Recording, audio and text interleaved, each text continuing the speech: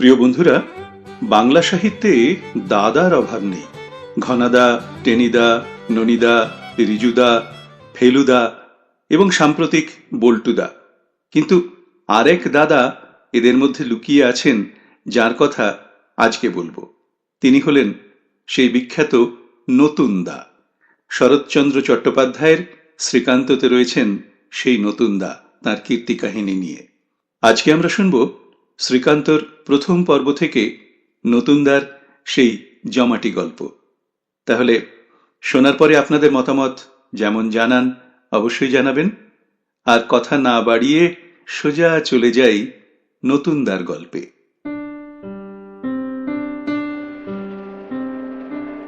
সেদিন কনকনে শীতের সন্ধ্যা। আগের দিন খুব এক পশলা বৃষ্টিপাত হওয়ায় শীতটা যেন ছুঁচের মতো গায়ে বিঁধিতেছিল। আকাশে পূর্ণ চন্দ্র, চারিদিক জ্যোৎস্নায় যেন ভাসিয়া যাইতেছে। হঠাৎ ইন্দ্র আসিয়া হাজির, কহিল, থিয়েটার হবে, যাবি?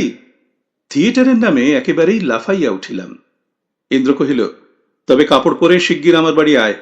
5 মিনিটের মধ্যে একখানা র্যাপার টানিয়া লইয়া ছুটিয়া বাহির হইলাম। সেখানে যাইতে হইলে ট্রেনে যাইতে হয়। ভাবিলাম উহাদের বাড়ির গাড়ি করিয়া স্টেশনে যাইতে হইবে, তাই তাড়াতাড়ি। ইন্দ্র কহিল, তা নয়, আমরা ডিঙিতে যাব। আমি নিরুৎসাহ হইয়া পড়িলাম, কারণ গঙ্গায় উজান ঠেলিয়া যাইতে হইলে বহু বিলম্ব হওয়াই সম্ভব। হয়তোবা সময়ে উপস্থিত হইতে পারা যাইবে না। ইন্দ্র কহিল, ভয় নেই, জোর হাওয়া আছে, দেরি হবে না। আমার নতুনদা কলকাতা থেকে এসেছেন, তিনি গঙ্গা দিয়ে যেতে চান। যাক, দাঁড় বাঁধিয়া পাল খাটাইয়া ঠিক হইয়া বসিয়াছি। অনেক বিলম্বে ইন্দ্রর নতুনদা আসিয়া ঘাটে পৌঁছিলেন। চাঁদের আলোকে তাহাকে দেখিয়া ভয় পাইয়া গেলাম। কলকাতার বাবু, অর্থাৎ ভয়ঙ্কর বাবু। সিল্কের মোজা, চকচকে পামসু, আগাগোড়া ওভারকোটে মোড়া, গলায় গলাবন্ধ, হাতে দস্তানা, মাথায় টুপি। পশ্চিমে শীতের বিরুদ্ধে তাহার সতর্কতার অন্ত নাই। আমাদের সাধের ডিঙিটাকে তিনি অত্যন্ত যাচ্ছে তাই বলিয়া কঠোর মত প্রকাশ করিয়া ইন্দ্রর কাঁধে ভর দিয়া আমার হাত ধরিয়া অনেক কষ্টে অনেক সাবধানে নৌকার মাঝখানে জাঁকিয়া বসিলেন। তার নাম কি রে? ভয় ভয় বলিলাম, শ্রীকান্ত। তিনি দাঁত খিচাইয়া বললেন, আবার শ্রীকান্ত? শুধু কান্ত? নে তামাক সাজ। ইন্দ্র, হুঁকো কলকে রাখলি কোথায়? ছোঁড়াটাকে দে, তামাক সাজুক। ওরে বাবা, মানুষ চাকরকেও তো এমন বিকট ভঙ্গি করিয়া আদেশ করে না। ইন্দ্র অপ্রতিভ হইয়া কহিল, শ্রীকান্ত, তুই এসে একটু হাল ধর, আমি তামাক সাজছি। আমি তাহার জবাব না দিয়া তামাক সাজিতে লাগিয়া গেলাম। কারণ তিনি ইন্দ্রর মাস্তুতো ভাই, কলিকাতার অধিবাসী এবং সম্প্রতি এলে পাশ করিয়াছেন। কিন্তু মনটা আমার বিগড়াইয়া গেল। তামাক সাজিয়া হুঁকা হাতে দিতে তিনি প্রসন্ন মুখে টানিতে টানিতে প্রশ্ন করিলেন, তুই থাকিস কোথায় রে কান্ত? তোর গায়ে ওটা কালোপানা কি রে? র্যাপার? র্যাপারের কি শ্রী? তেলের গন্ধে ভূত পালায়। ফুটছে, পেতে দে দেখি, বসি। আমি দিচ্ছি নতুনদা, আমার শীত করছে না, এই নাও। বলিয়া ইন্দ্র নিজের গায়ের আলোয়ানটা তাড়াতাড়ি ছুঁড়িয়া ফেলিয়া দিল। তিনি সেটা জড়ো করিয়া লইয়া বেশ করিয়া বসিয়া সুখে তামাক টানিতে লাগিলেন। শীতের গঙ্গা অধিক প্রশস্ত নয়। 8 ঘন্টার মধ্যেই ডিঙি ওপারে গিয়া ভিড়িল, কিন্তু সঙ্গে সঙ্গেই বাতাস পড়িয়া গেল। ইন্দ্র ব্যাকুল হইয়া কহিল, নতুনদা, এই যে ভারী মুশকিল হলো, হাওয়া পড়ে গেল, আর তো পাল চলবে না। নতুনদা জবাব দিলেন, এই ছোঁড়াটাকে দে না, দাঁড় টানুক। কলিকাতাবাসী নতুনদার অভিজ্ঞতায় ইন্দ্র ঈষৎ ম্লান হাসিয়া কহিল, দাঁড়? কারুর সাধ্যি নেই নতুনদা, এই রেত ঠেলে ওজন বয়ে যায়। আমাদের ফিরতে হবে।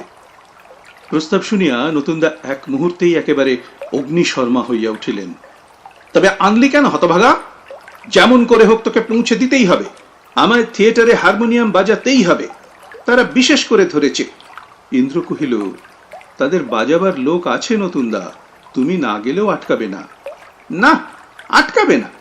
এই মেরর দেশের ছেলেরা বাজাবে হারমোনিয়াম। চল, যেমন করে পারিস নিয়ে চল বলিয়া তিনি যেরূপ মুখভঙ্গি করিলেন, তাহাতে আমার গা জ্বলিয়া গেল। ইহার বাজনা পরে শুনিয়াছিলাম, কিন্তু সে কথায় আর প্রয়োজন নাই। ইন্দ্রর অবস্থা সংকট অনুভব করিয়া আমি আস্তে আস্তে কহিলাম, ইন্দ্র, গুণ টেনে নিয়ে গেলে হয় না? কথাটা শেষ হইতে না হইতেই আমি চমকাইয়া উঠিলাম। তিনি এমনই দাঁতমুখ ভ্যাংচাইয়া উঠিলেন যে সে মুখখানি আমি আজও মনে করিতে পারি। বলিলেন, তবে যাও না, টানোগে না হে, জানোয়ারের মতো বসে থাকা হচ্ছে কেন? তারপরে একবার ইন্দ্র, একবার আমি গুণটা নিয়া অগ্রসর হইতে লাগিলাম। কখনো বা উঁচু পাড়ের উপর দিয়া, কখনো বা নিচে নামিয়া, এবং সময়ে সময়ে সেই বরফের মতো ঠান্ডা জলের ধার ঘেঁষিয়া অত্যন্ত কষ্ট করিয়া চলিতে হইল। আবার তারই মাঝে মাঝে বাবুর তামাক সাজার জন্য নৌকা থামাইতে হইল। অথচ বাবুটি ঠায় বসিয়া রহিলেন, এতটুকু সাহায্য করিলেন না। ইন্দ্র একবার তাহাকে হালটা ধরিতে বলায় জবাব দিলেন, তিনি দস্তানা খুলে এই ঠান্ডায় নিমোনিয়া করিতে পারিবেন না। ইন্দ্র বলিতে গেল, না খুলে? হ্যাঁ, দামি দস্তানাটা মাটি করে ফেলি আর কি, নে যা করছিস কর। বস্তুত আমি এমন স্বার্থপর অসজ্জন ব্যক্তি জীবনে অল্পই দেখিয়াছি। তাঁরই একটা অপদার্থ খেয়াল চরিতার্থ করিবার জন্য আমাদের এত ক্লেশ সমস্ত চোখে দেখিয়াও তিনি এতটুকু বিচলিত হইলেন না। অথচ আমরা বয়সে তাহার অপেক্ষা কতই বা ছোট ছিলাম। পাছে এতটুকু ঠান্ডা লাগিয়া তাহার অসুখ করে, পাছে এক ফোঁটা জল লাগিয়া দামি ওভারকোট খারাপ হইয়া যায়, পাছে নড়িলে চড়িলে কোনরূপ ব্যাঘাত হয়, এই ভয়েই আড়ষ্ট হইয়া বসিয়া রহিলেন এবং অবিশ্রাম চেঁচামেচি করিয়া হুকুম করিতে লাগিলেন। আরও বিপদ, গঙ্গার রুচিকর হাওয়ায় বাবুর ক্ষুধার উদ্রেক হইল এবং দেখিতে দেখিতে সে ক্ষুধা অবিশ্রান্ত বকুনির চোটে একেবারে ভীষণ হইয়া উঠিল। এদিকে চলিতে চলিতে রাত্রিও প্রায় 10টা হইয়া গেছে। থিয়েটারে পৌঁছিতে রাত্রি 2টা বাজিয়া যাইবে শুনিয়া বাবু প্রায় ক্ষিপ্ত হইয়া উঠিলেন। রাত্রি যখন 11টা, তখন কলিকাতার বাবু কাবু হইয়া বলিলেন, হ্যাঁ রে ইন্দ্র, এদিকে খোট্টা মোট্টাদের বস্তি টস্তি নেই? মুড়ি টুড়ি পাওয়া যায় না? ইন্দ্র কহিল, সামনেই একটা বেশ বড় বস্তি নতুনদা, সব জিনিস পাওয়া যায়। তবে লাগা লাগা, ওরে ছোড়া, ওই টান না একটু জোরে, ভাত খাস নে? ইন্দ্র, বল না তোর ওই ওটাকে একটু জোর করে টেনে নিয়ে চলুক। ইন্দ্র কিংবা আমি কেহই জবাব দিলাম না। যেমন চলিতেছিলাম তেমনি ভাবেই অনতিকাল পরে একটা গ্রামে আসিয়া উপস্থিত হইলাম। এখানে পাড়টা ঢালু ও বিস্তৃত হইয়া জলে মিশিয়াছিল। ডিঙি জোর করিয়া ধাক্কা দিয়া সংকীর্ণ জলে তুলিয়া দিয়া আমরা দুজনে হাঁফ ছাড়িয়া বাঁচিলাম। বাবু কহিলেন, হাত পা একটু খেলানো চাই, নাবা দরকার। অতএব ইন্দ্র তাহাকে কাঁধে করিয়া নামাইয়া আনিল। তিনি জ্যোৎস্নার আলোকে গঙ্গার শুভ্র সৈকতে পদচারণা করিতে লাগিলেন। আমরা দুজনে তাহার ক্ষুধা শান্তির উদ্দেশ্যে গ্রামের ভিতরে যাত্রা করিলাম। যদিচ বুঝিয়াছিলাম এত রাত্রে এই দরিদ্র ক্ষুদ্র পল্লীতে আহার্য সংগ্রহ করা সহজ ব্যাপার নয়, তথাপি চেষ্টা না করিয়াও তো নিস্তার ছিল না। অথচ তাঁর একাকী থাকিতেও ইচ্ছা নাই। সেই ইচ্ছা প্রকাশ করিতেই ইন্দ্র তৎক্ষণাৎ আহ্বান করিয়া কহিল, চলো না নতুনদা, একলা তোমার ভয় করবে, আমাদের সঙ্গে একটু বেরিয়ে আসবে। এখানে চোর টোর নেই, ডিঙি কেউ নেবে না, চলো। নতুনদা মুখখানা বিকৃত করিয়া বলিলেন, ভয়? আমরা দর্জি পাড়ার ছেলে, জমকে ভয় করিনে তা জানিস? কিন্তু তা বলে ছোট লোকদের ডাঠি পাড়ার মধ্যে আমরা যাইনে। বেটাদের গায়ের গন্ধ নাকে গেলেও আমাদের ব্যামো হয়। অথচ তার মনোগত অভিপ্রায় আমি তাহার পাহারায় নিযুক্ত থাকি এবং তামাক সাজি। কিন্তু আমি তার ব্যবহারে মনে মনে এত বিরক্ত হইয়াছিলাম যে ইন্দ্র আভাস দিলেও আমি কিছুতেই একাকী এই লোকটার সংসর্গে থাকিতে রাজি হইলাম না। ইন্দ্রর সঙ্গেই প্রস্থান করিলাম। দর্জিপাড়ার বাবু হাততালি দিয়া গান ধরিয়া দিলেন, ঠুং ঠুং প্যালা। আমরা অনেক দূর পর্যন্ত তাহার সেই মেয়েলি নাকি সুরে সঙ্গীত চর্চা শুনিতে শুনিতে গেলাম। ইন্দ্র নিজেও তাহার ভ্রাতার ব্যবহারে মনে মনে অতিশয় লজ্জিত ও ক্ষুব্ধ হইয়াছিল। ধীরে ধীরে কহিল, এরা কলকাতার লোক কি না, জল হাওয়া আমাদের মতো সহ্য করতে পারে না, বুঝলি না শ্রীকান্ত? আমি বলিলাম,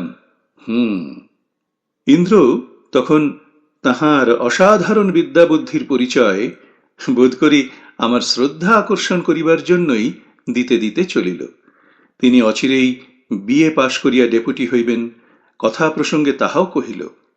যাই হোক, এতদিন পরে এখন তিনি কোথাকার ডেপুটি কিংবা আদৌ সে কাজ পাইয়াছেন কিনা সে সংবাদ জানি না, কিন্তু মনে হয় যেন পাইয়াছেন।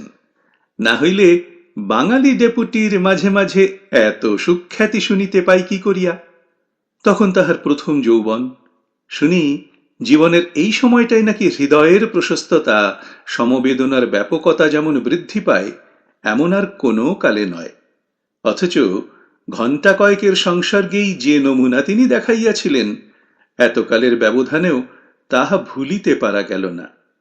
তবে ভাগ্যে এমন সব নমুনা কদাচিৎ চোখে পড়ে, না হইলে বহু পূর্বেই সংসারটা রীতিমতো একটা পুলিশ থানায় পরিণত হইয়া যাইত। কিন্তু যাক সে কথা। কিন্তু ভগবানও যে তাহার উপর ক্রুদ্ধ হইয়াছিলেন, সে খবরটা পাঠককে দেওয়া আবশ্যক। এই অঞ্চলে পথঘাট, দোকানপত্র সমস্তই ইন্দ্র জানা ছিল।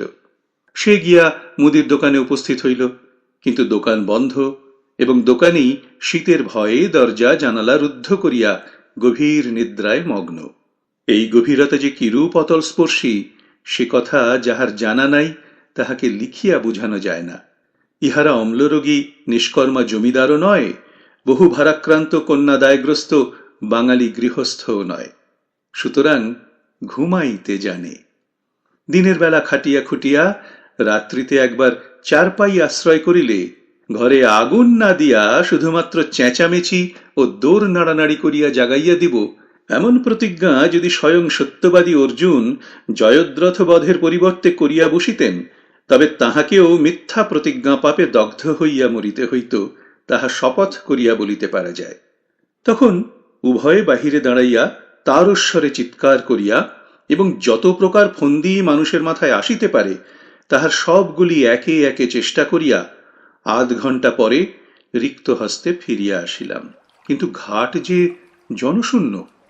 জ্যোৎস্নালোকে যত দূর দৃষ্টি চলে তত দূরই যে শূন্য। দর্জিপাড়ার চিহ্ন মাত্র কোথাও নাই। ডিঙি যেমন ছিল তেমনি রহিয়াছে। ইনি গেলেন কোথায়? দুজনে প্রাণপণে চিৎকার করিলাম, নতুনদা, নতুনদা, ও নতুনদা, ও নতুনদা। কিন্তু কোথায় কে? ব্যাকুল আহ্বান শুধু বাম ও দক্ষিণের সুউচ্চ পাড়ে ধাক্কা খাইয়া অস্পষ্ট হইয়া বারংবার ফিরিয়া আসিল। এই অঞ্চলে মাঝে মাঝে শীতকালে বাঘের জনশ্রুতিও শোনা যাইত। গৃহস্থ কৃষকেরা দলবদ্ধ হুড়ারের জ্বালায় সময় সময় ব্যতিব্যস্ত হইয়া উঠিত। সহসা ইন্দ্র সেই কথাই বলিয়া বসিল, বাঘে নিলে না তোরে? ভয়ে সর্বাঙ্গ কাঁটা দিয়া উঠিল। সে কি কথা? ইতিপূর্বে তাহার নিরতিশয় অভদ্র ব্যবহারে আমি অত্যন্ত কুপিত হইয়া উঠিয়াছিলাম সত্য, কিন্তু এত বড় অভিশাপ তো দিই নাই। সহসা উভয়েরই চোখে পড়িল কিছু দূরে বালুর উপর কি একটা বস্তু চাঁদের আলোয় চকচক করিতেছে। কাছে গিয়া দেখি তাঁরই সেই বহুমূল্য পাম্পসুর এক পাটি। ইন্দ্র সেই ভিজা বালির উপরেই একেবারে শুইয়া পড়িল। শ্রীকান্ত রে, আমার মাসিমাও এসেছেন যে, আমি আর বাড়ি ফিরে যাব না। তখন ধীরে ধীরে সমস্ত বিষয়টাই পরিস্ফুট হইয়া উঠিতে লাগিল। আমরা যখন মুদির দোকানে দাঁড়াইয়া তাহাকে জাগ্রত করিবার ব্যর্থ প্রয়াস পাইতেছিলাম, তখন এই দিকের কুকুরগুলাও যে সমবেত আর্তচিৎকারে আমাদিগকে এই দুর্ঘটনার সংবাদটাই গোচর করিবার ব্যর্থ প্রয়াস পাইতেছিল, তাহা জলের মতো চোখে পড়িল। তখনও দূরে তাহাদের ডাক শোনা যাইতেছিল। সুতরাং আর সংশয় মাত্র রহিল না যে নেকড়েগুলো তাহাকে টানিয়া লইয়া গিয়া সেখানে ভোজন করিতেছে। তাহারই আশেপাশে দাঁড়াইয়া সেগুলা এখনো চেঁচাইয়া মরিতেছে। অকস্মাৎ ইন্দ্র সোজা উঠিয়া দাঁড়াইয়া কহিল, আমি যাব। আমি সভয় তাহার হাত চাপিয়া বলিলাম, তুমি পাগল হয়েছ ভাই? ইন্দ্র তাহা জবাব দিল না। ডিঙিতে ফিরিয়া গিয়া লগিটা তুলিয়া লইয়া কাঁধে ফেলিল। একটা বড় ছুরি পকেট হইতে বাহির করিয়া বাঁ হাতে লইয়া কহিল, তুই থাক শ্রীকান্ত, আমি না এলে ফিরে গিয়ে বাড়িতে খবর দিস। আমি চললুম। তাহার মুখ অত্যন্ত পাণ্ডুর, কিন্তু চোখ দুটো জ্বলিতে লাগিল। তাহাকে আমি চিনিয়াছিলাম। এ তাহার নিরর্থক শূন্য আস্ফালন নয় যে হাত ধরিয়া দুটো ভয়ের কথা বলিলেই মিথ্যা দম্ভ মিথ্যায় মিলাইয়া যাইবে। আমি নিশ্চয় জানিতাম কোনো মতেই তাহাকে নিরস্ত করা যাইবে না, সে যাইবেই। ভয়ের সহিত যে চির অপরিচিত, তাহাকে আমিই বা কেমন করিয়া কি বলিয়া বাধা দিব? যখন সে নিতান্তই চলিয়া যায়, তখন আর থাকিতে পারিলাম না। আমিও যা হোক একটা হাতে করিয়া অনুসরণ করিতে উদ্যত হইলাম। এইবার ইন্দ্র মুখ ফিরাইয়া আমার একটা হাত ধরিয়া ফেলিল, বলিল, তুই খেপেছিস শ্রীকান্ত, তোর দোষ কি? তুই কেন যাবি? তাহার কণ্ঠস্বর শুনিয়া এক মুহূর্তেই আমার চোখে জল আসিয়া পড়িল।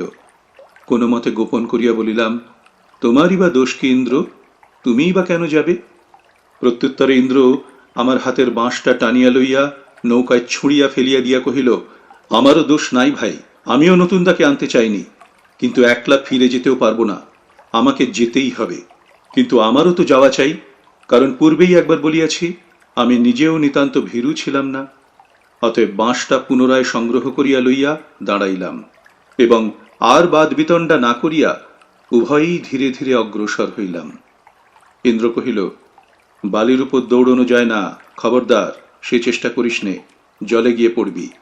সম্মুখে একটা বালির ঢিবি ছিল, সেইটা অতিক্রম করিয়াই দেখা গেল অনেক দূরে জলের ধার ঘেঁষিয়া দাঁড়াইয়া ৫-৭টা কুকুর চিৎকার করিতেছে। যতদূর দেখা গেল একপাল কুকুর ছাড়া বাঘ তো দূরের কথা, একটা শৃগালও নাই। সন্তর্পণে আরো কতকটা অগ্রসর হইতেই মনে হইল তাহারা কি একটা কালো পানা বস্তু জলে ফেলিয়া পাহারা দিয়া আছে। ইন্দ্র চিৎকার করিয়া ডাকিল, নতুনদা! নতুনদা এক গলা জলে দাঁড়াইয়া অব্যক্ত স্বরে কাঁদিয়া উঠিলেন, এই যে আমি। দুজনে প্রাণপণে ছুটিয়া গেলাম। কুকুরগুলা সরিয়া দাঁড়াইল এবং ইন্দ্র ঝাঁপাইয়া পড়িয়া আকণ্ঠ নিমজ্জিত মূর্ছিত প্রায় তাহার দর্জিপাড়ার মাস্তুত ভাইকে টানিয়া তীরে তুলিল। তখনও তাহার একটা পায়ে বহুমূল্য পাম্প, গায়ে ওভারকোট, হাতে দস্তানা, গলায় গলাবন্ধ এবং মাথায় টুপি, ভিজিয়া ফুলিয়া ঢোল হইয়া উঠিয়াছে। আমরা গেলে সেই যে তিনি হাততালি দিয়া ঠুন ঠুন পেয়ালা ধরিয়াছিলেন, খুব সম্ভব সেই সঙ্গীত চর্চাতেই আকৃষ্ট হইয়া গ্রামের কুকুরগুলো দল বাঁধিয়া উপস্থিত হইয়াছিল এবং এই অশ্রুতপূর্ব গীত এবং অদৃষ্টপূর্ব পোশাকের ছটায় বিভ্রান্ত হইয়া এই মহামান্য ব্যক্তিটিকে তাড়া করিয়াছিল। এতটা আসিয়াও আত্মরক্ষার কোনো উপায় খুঁজিয়া না পাইয়া অবশেষে তিনি জলে ঝাঁপ দিয়া পড়িয়াছিলেন এবং এই দুর্দান্ত শীতের রাত্রে তুষার শীতল জলে আকণ্ঠ মগ্ন থাকিয়া এই অর্ধ ঘণ্টাকাল ব্যাপিয়া পূর্বকৃত পাপের প্রায়শ্চিত্ত করিতেছিলেন।